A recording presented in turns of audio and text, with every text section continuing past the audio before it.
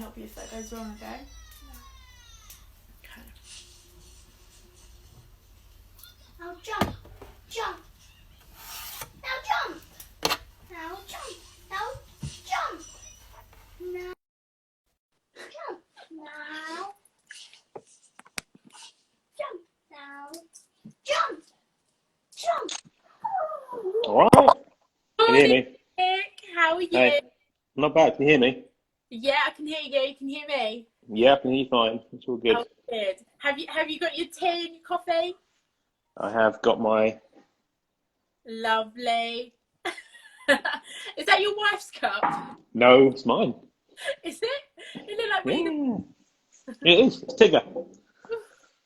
Love Tigger. How's your morning been?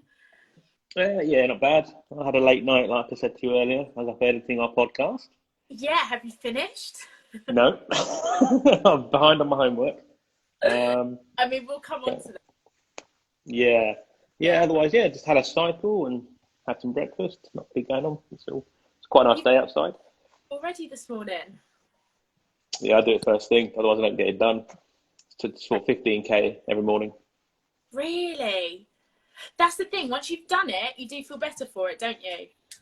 Well, yeah, because I hate showering and then having to exercise. I like to exercise, then shower, and I'm done. You know, then I have an excuse to sit down and do nothing all day. Yeah. That's why I do this, because at least it makes me get dressed and out of my pajamas. So. Yeah, exactly, yeah. Oh, good. How have you been during lockdown? How's it been treating you? Pretty good, actually. I have to say, controversially, I'm quite enjoying it. You know, so everyone is safe and at home, so it's been all right. Yeah, it's been weird, but going into lockdown, I had a schedule where I didn't have a day off until middle of August. So yeah, so this is the first time in probably about 5 years where I've had a prolonged period of time not at work. So it's kind of like a holiday, like a rest. It's an enforced rest. I've been busy, but it's been an enforced rest. It's been quite nice to be at home. Yeah. So we'll see how long it goes on for. That's good. I think, what is it, week 7 now? What, 6 or 7? 7, yeah. Yeah. 7. I'm slowly trying not to lose my mind, but it's difficult, isn't it? When you're used to being out and about every day, and you yeah. can't. Hello, Lucille. Yeah, it's an odd one. What would you say? What have you been missing most in lockdown? Most. I travel about a lot, so like I just miss sort of like all my days off, like because I work in film and TV, so I'm at work sort of maybe 3 or 4 days a week. And the other sort of days I just mill about and go out and walk around town and chill out, get a coffee. So I kind of miss that. It's quite a small thing to miss. Like the freedom. Yeah, just the freedom to go out for a drive. That's quite difficult. And obviously, I travel around. I miss. Weirdly, I miss airports. I didn't miss them before because I was traveling too much. Now I don't travel enough, so I need to find a balance somewhere. So yeah, I miss traveling about. I miss the freedom to get out, but it's a small thing. Yeah. In terms of actually day-to-day life, nothing's really changed for me because I do a lot of work from home. Yeah. As you do, so it's not too bad. That's the beauty of, well, that's what I find one of the beauties is being able to work from home, like all the editing and stuff. I'm like, yeah. Love home. But yeah, it's kind of been a bit tainted at the minute. So yeah, for the first time, I've actually run out of editing. Yeah. So, at least I'm all caught up. Yeah. Yeah, I need some more shoots. I need to get some people booked in for when we're out of this. So. Yeah. So my next question was going to be, the first thing you're going to do out of lockdown? First thing I'm going to do, I've got TV shows lined up back to back, literally just ready to go into the studios. But I'm also planning a couple of editorials, so I need to get them casted. So I'll probably do that before end of lockdown. Stop skipping to my questions. Oh, sorry. So the actual first thing I'm going to do is probably we've got a lot of tidying up to do in TV world. We were in the middle of a TV series when we left lockdown, so we've got to get rid of that one, and that's coming back in September. And then I've got a couple of TV shows ready to be recorded. We've got Not Going Out with Lee Mack, the BBC One thing. Would I like to use going back in Taskmaster? You know, these are all scheduled shows that we're going to go, so we're trying to work out if they're happening and when they're happening. So yeah, it'd be good to get back to work. So for those people that don't know, obviously you're a kids photographer, and you're talking a lot about TV. So tell us about your TV career as well. Yeah, so my real job. I've been a photographer for a long time, but it's never been my primary business. My main thing is I work in lighting and cameras for TV and film. So I got into that through my dad when I was younger. I don't know if you're old enough to remember a TV show called Men Behaving Badly, a sitcom. Yes, we've shot Leslie Ash actually. Have you? Yeah, so that was my first job working on that. Yeah, I was 15. I mean, yeah. when was that? I was 15, so it's a long time ago now. It was shot in Teddington, but yeah, with Martin and Neil, that was a really good show. Wow. I went to university and studied sort of irrelevant subjects, and came back out and did this. And so I spend a lot of time sort of in studios, and I shoot kids when I can as a sort of a second job. I really love it. I'm slowly transitioning out of TV and film and coming into photography more because I really enjoy that more at the moment. But I'm still going to keep my hand in it. So, you know, I think the thing is, like, I'm doing a lot less stuff in the UK and my work is transitioning more abroad. So I need to sort of strike more of a balance, home and abroad stuff. So I'm currently in a situation where I'm trying to sort of rebalance myself a little bit. Because I guess the travelling's a plus, right? That's awesome, travelling for work, but kind of, like you said, you've got to find a balance with that.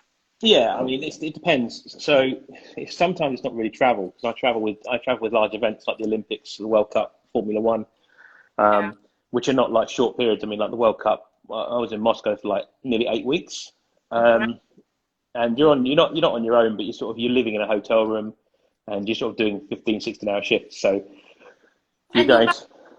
I am married still. Yeah, just I don't know how she puts up with me. Yeah, because like 2018, I was out of the country for 6 months working. So it does take its toll, which is kind of why I'm thinking, you know, it'd be nice to sort of do a bit more of my stuff at home. As much as I love doing the Olympics and all that kind of stuff, it's amazing.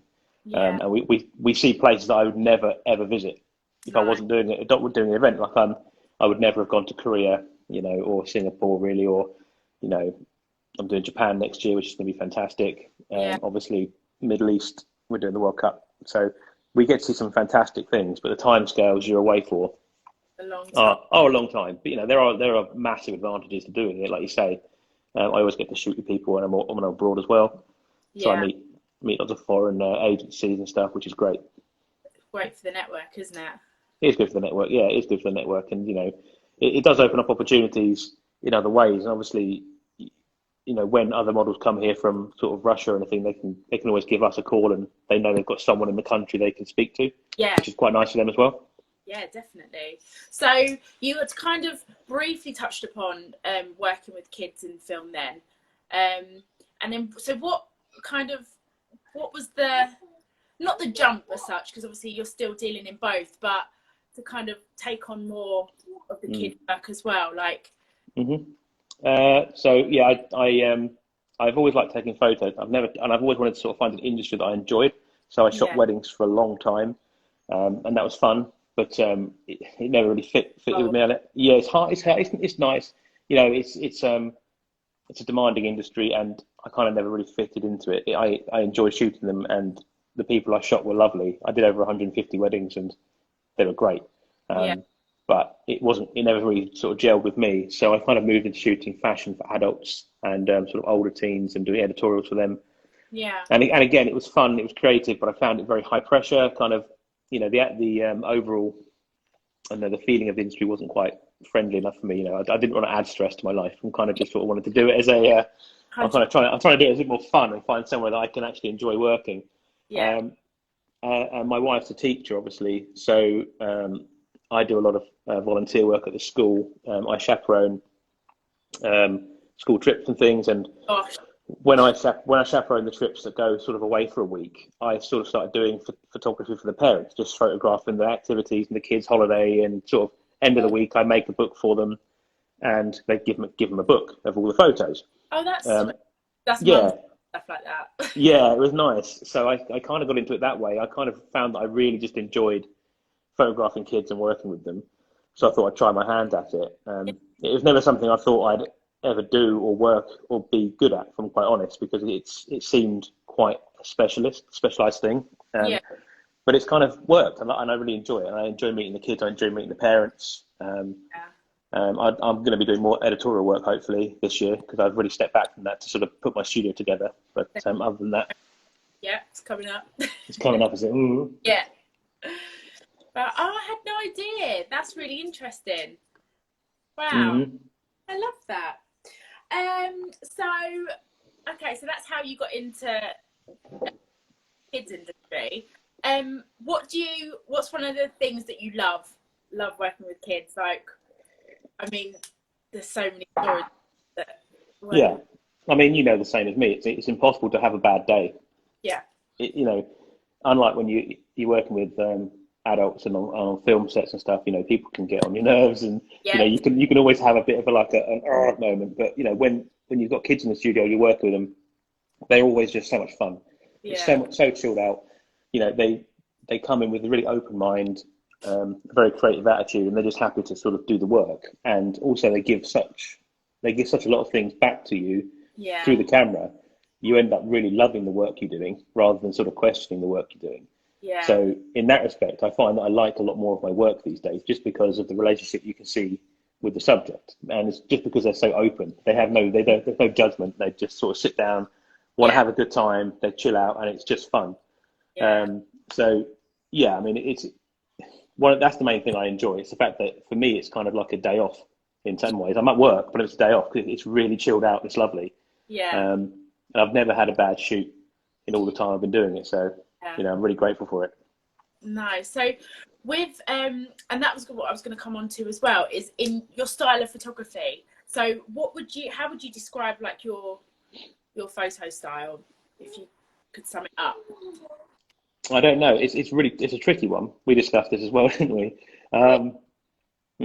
So I was struggling about a year or two ago with this, because I wasn't really like gelling with my own work. So that's when I sort of ditched doing sort of location work and natural light stuff, and sort of went back to my roots of lighting pictures. And no, but it's one of those things where you kind of just sometimes I just take a pause, which is why I got myself a studio, and I just strip the photos back to like bare walls and sort of say, I wasn't intending to go out and shoot headshots or actors headshots or updates or anything like that. My intention was really just to sort of strip the photo back and just make it about the person. Yeah. And I like, people who've been in my studio know that I like to shoot close. Like, I won't use long lenses really. I use short primes, and any model that's sat in my studio knows I'm kind of like this close to your face sometimes. I like to get it close and get intimate and try and get some relationship in the picture. Yeah. And I guess that's what I try and get. Really, it's not really a style, but I try and always inject the personality of the kids into the pictures. That's like the privilege of being a portrait photographer, isn't it? Though, just like trying to get that personality and just that person's soul in a picture. Yeah. It sounds deep, but it does. It does, but you have to try that. I mean, otherwise you're just shooting sort of school photos, really. Yeah. And there's nothing wrong with school photos in that sense. But like when you're, sort of when you're doing what we do, we're trying to, we've got maybe 2 hours to sort of capture something that we want to consider special. Yeah. Trying to pull that relationship out and that mood and the kid's personality is really important. And that's kind of the only thing, and that's kind of why I keep it simple in the majority of my shots. Unless I'm going out and doing something more really creative, I try and keep it very simple, me, camera, and the model, because it doesn't allow for any distraction. Yeah. Some people say, it's a bit basic, it's a bit simple, but really sometimes the simplicity is the best way to go when you're just trying to get something specific, so. Completely agree. So you're saying about keeping it simple. In terms of styling, do you touch upon styling at all? Is that a thing? Really? Yeah. So I started. So like when I started doing it, I did. I had made suggestions, and occasionally I'll collaborate with the parents and do it. But 9 times out of 10, if I'm doing a studio shoot, no, really, because I want them to come in and feel comfortable. You know, most of the kids I shoot know how they want to look, and they're not going to, you know, they dress themselves sensibly, and I don't really want them to have the extra pressure of having to think, oh, I need to make whatever they're putting me in look good. I want them to just sort of come in and be completely relaxed and completely themselves. So they have a range of clothes from their wardrobe, but I always say to them, just come in and dress how you're comfortable, because it's all about you, really. And if you look at my work, a lot of my work really doesn't. I don't do a lot of full length stuff, because I find that full length photos in a studio can look a bit catalogy in my studio. So I try and keep them more constrained anyway. So for me, and I think as well, that's the job of like updates as well, isn't it? It's not about the styling and amazing. You've got a Burberry t-shirt on. It is selling the face and selling the personality, and it's about letting the clients know on your card that you have a range of things you can do, and it's not just, oh, I don't just wear sportswear, I don't just wear this. It's about removing all of the distractions about, you know, it's about removing the background, it's about removing the fashion and removing the style, and just literally saying to someone, this is me, this is what I look like and what I can do, and I'm perfect for your brand. And that's kind of what we try and do. My favourite kind of photography, just like stripping it all back. It's about that. And that's what it's about. I mean, you know, we do plenty of work where it's styled, and they look fantastic. They always do. But I think it's becoming more obvious these days that model cars just need to be simple. If it's updates, you just want to keep it as basic as you can, and then, you know, when you want your portraits and your editorials, then that's when you push the boundaries and really get the creative brush out. But if you're just sitting in front of a student on a white screen, I'm happy for them to be in whatever they're comfortable in. And they always look great. You know, because they know it's just about them. Then we're not photographing the shoes or the clothes.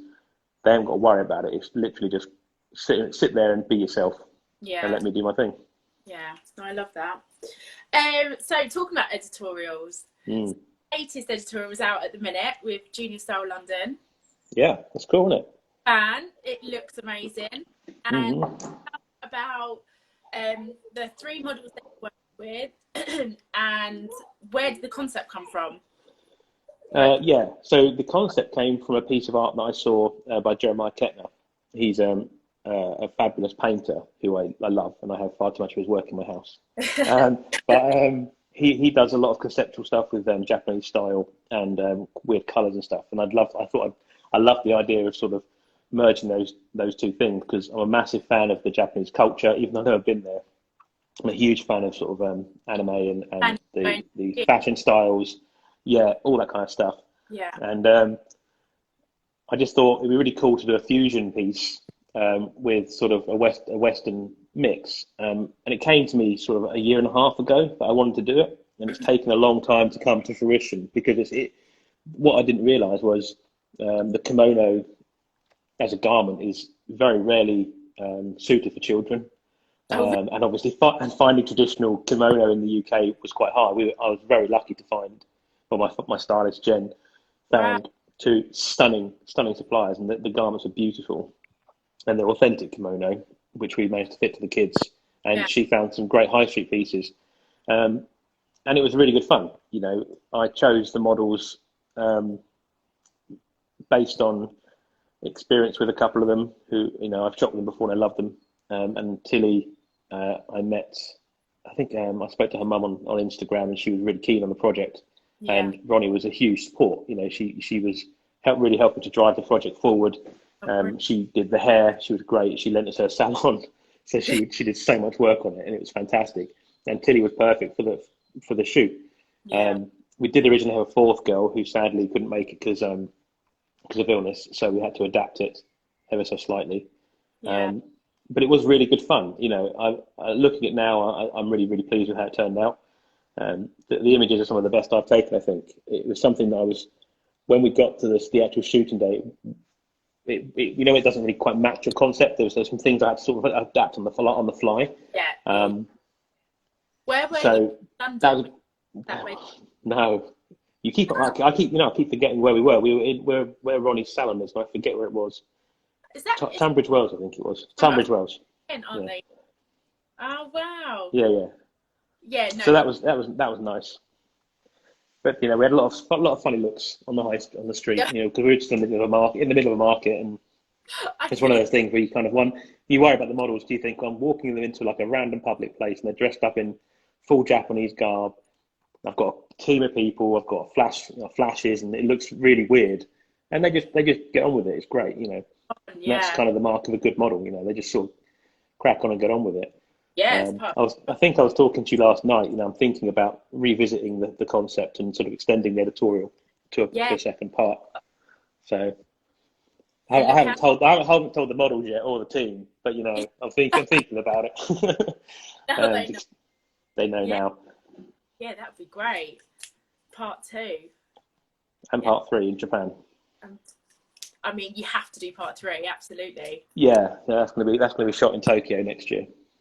Wow. I mean, we speak more about editorials in your podcast, so I'm not going to any more on generalizing editorials, because we do talk about that a lot.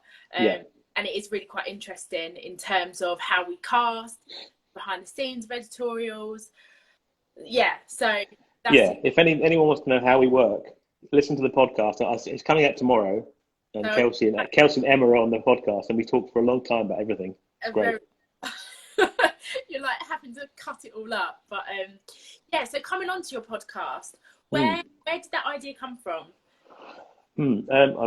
I listen to a lot of podcasts. I sort of wanted to try it for ages. It's weird. I don't really like the sound of my voice, so I thought, while I'm locked in, I'll have a go. I'll have a little go.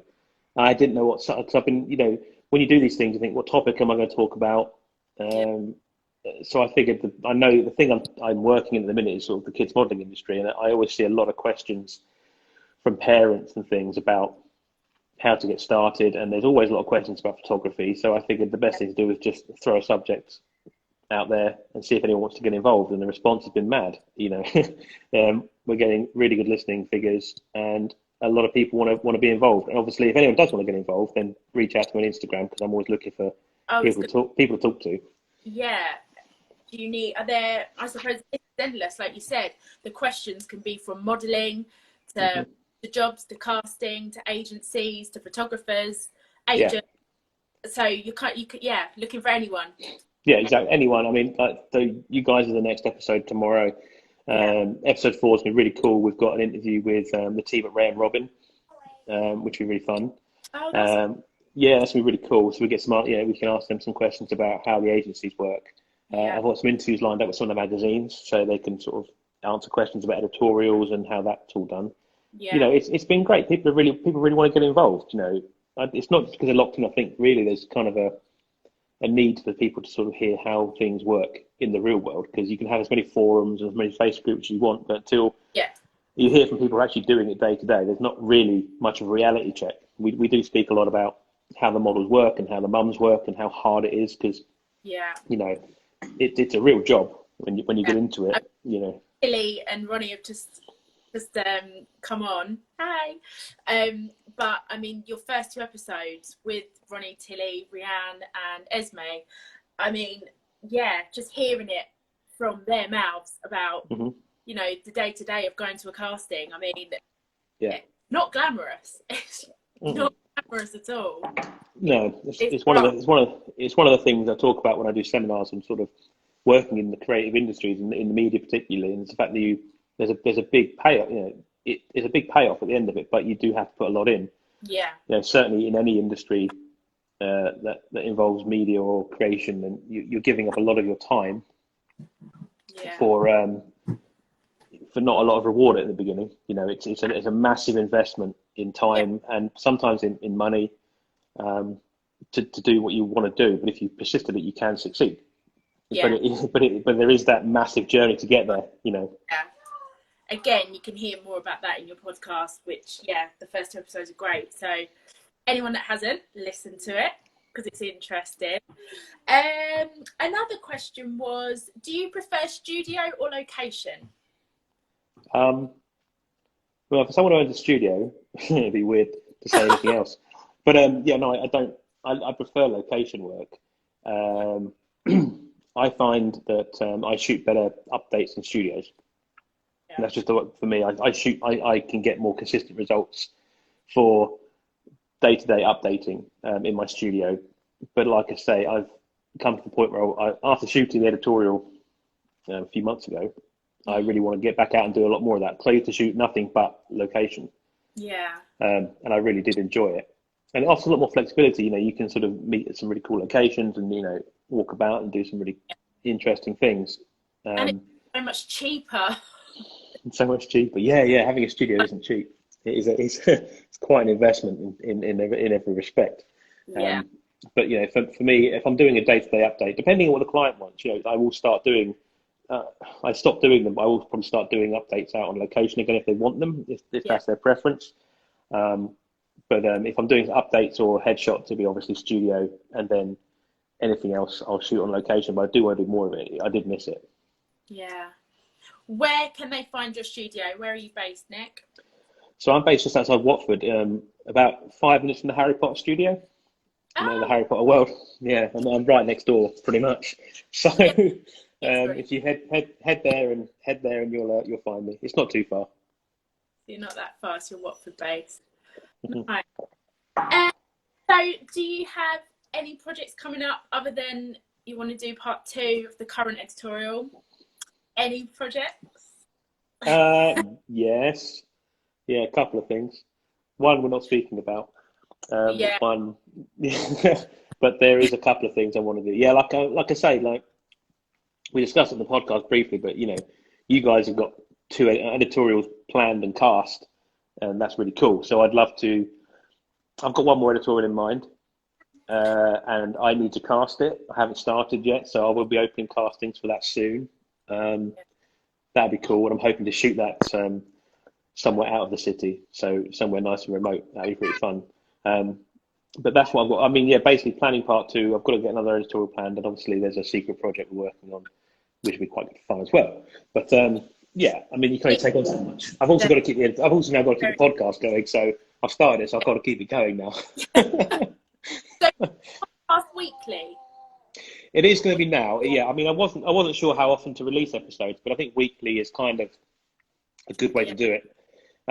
It depends really on where I'm working or what I'm doing. So for now, it'll be weekly. I may, if I've got like a shorter episode, I may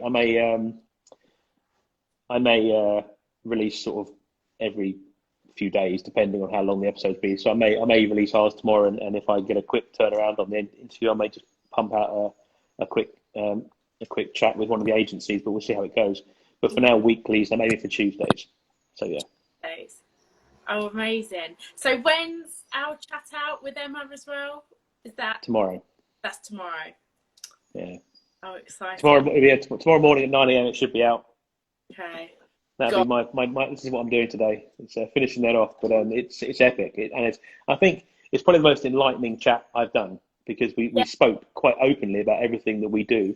So I think people are going to get a lot out of it.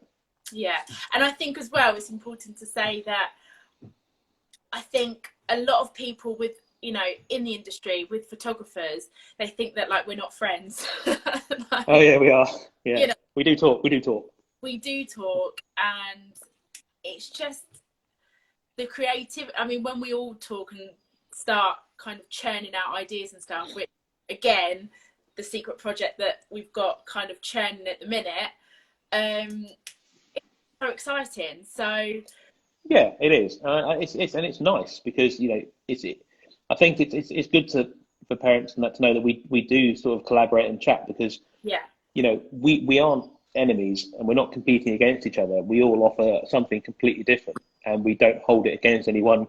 We don't care who you go to get your shots done. You know, so we don't hold it against each other. Parents, you feel a bit like that, kind of like, oh, I think so, yeah. It's with someone else, and you're like, oh gosh, like don't please feel like that, like you're all so different as well. I mean, yeah, we've asked a different style and how we work, and it's one of those things where I think it's good that parents have a lot of options, because you know, I would certainly hate for everyone's portfolios to be boring. It doesn't work. So yeah, it's good that we're able to sort of get it out that we don't hate each other. We don't hate each other. It's fine. Yeah, so Oh, well, thanks for chatting. That's all right. Pleasure, Cool. anytime. Up and out. Got quite a few people in here. I Just know. checking. Yeah. All logged into here. Lots of people say they're big fans. Me, Omar, I love your work. The girls, Aline and Lilia, beautiful studio. No, I miss those guys. So yeah, we're a big fan of Nick, Lucille. Hello, girls. I see Sophie and Olivia there. Yeah, the twins. Yeah, there's a lot of cool. Yeah, all these guys a lot of the guys in here have been to see me. It's great to see them here. Yeah, It's nice. It's such a nice community. Yeah, exactly. So that's the thing. I weren't expecting because I was just losing my mind and had down days where I'm just a bit like I'm not getting out of my pajamas because there's no point. And the day goes, and then all of a sudden a week goes by, and you're kind of like just kind of getting in a bit of a slump. And I thought of this idea, and I kind of weren't expecting, because this is my worst nightmare, like doing this whole thing. I feel a bit more comfortable now, third week in, but at first I was like, this is horrifying. Talking like all of this is awful. Yeah. But actually, it's nice to see that we're all in the same shitstorm. Like we're all kind of having our good days and our bad days, but you know, it's right. We're going to get through it, you know. And I think there's a massive. I mean, I do the same thing. Like I've got to have some kind of outlet, you know. But I'm not worrying too much about. Whereas before, like I stress over every photo I take and all that kind of thing. Yeah. You know, it's kind of, I don't anymore. I'm just putting this out because I enjoy doing it. You enjoy doing this, and people are enjoying it, which is fantastic. But I think there's a real pressure for people to say like, well, I'm off work. I'm not doing anything. I should be doing something creative. I should be doing this. I should be doing that. And I'm doing it to myself and trying to consciously stop myself. But we're all gonna come out the other side of this. And I think the best thing you can do is just, give yourselves a break, which is advice I should take myself. But give yourselves a break and don't worry about if you haven't had your photo taken for 6 weeks, you're not going to forget how to pose. You're not, the world isn't going to forget you.